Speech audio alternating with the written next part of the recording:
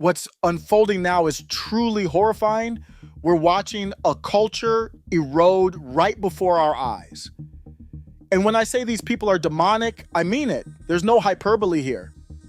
Think about it. We've now seen 2 assassination attempts on Donald Trump's life in just 60 days.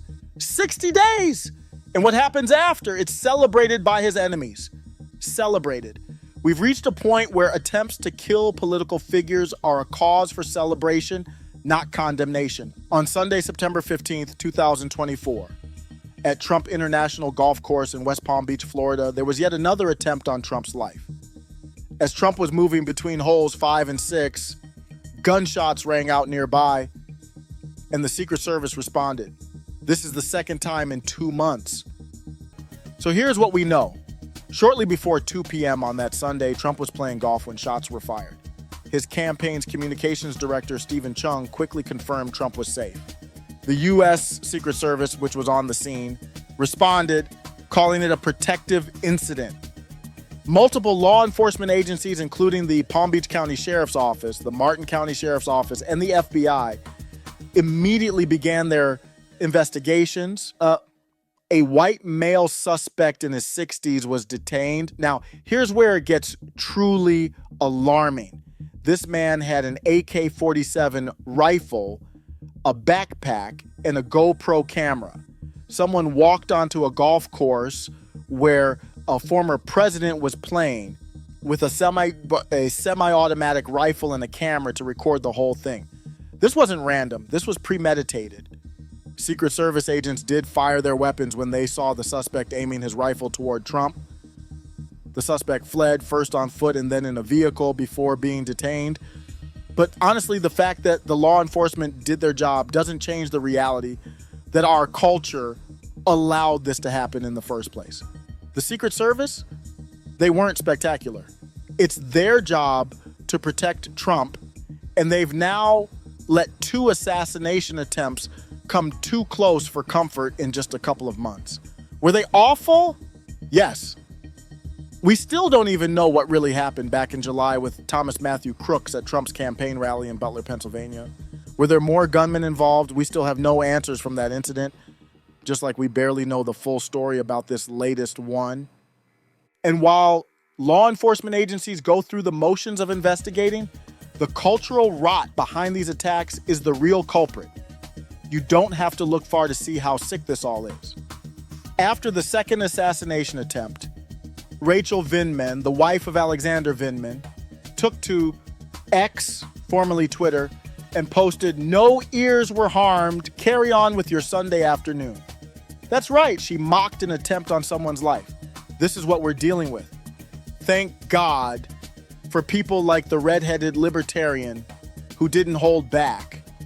She responded to Vindman's disgusting tweet with, "I assumed Rachel had to be dead inside or clinically depressed in the least to have married a soft, weak slob like Alexander Vindman, but apparently demons just lack discernment in all their choices."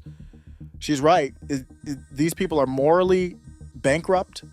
They lack any shred of decency, and it's clear in how they respond to literal murder attempts. The redheaded libertarian didn't mince words, and why should she? How can we share a culture with people who celebrate the murder of political figures they don't agree with? This isn't just about Trump.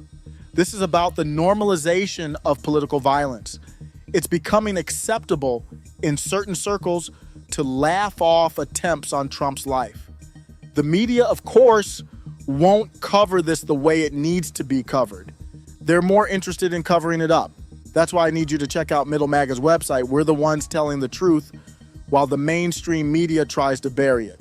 Let's be real about the political and social fallout. This isn't just another news cycle. The FBI is now involved in investigating this latest attempt, but can we expect anything different from them? They serve the interests of the government, and we know where those interests lie.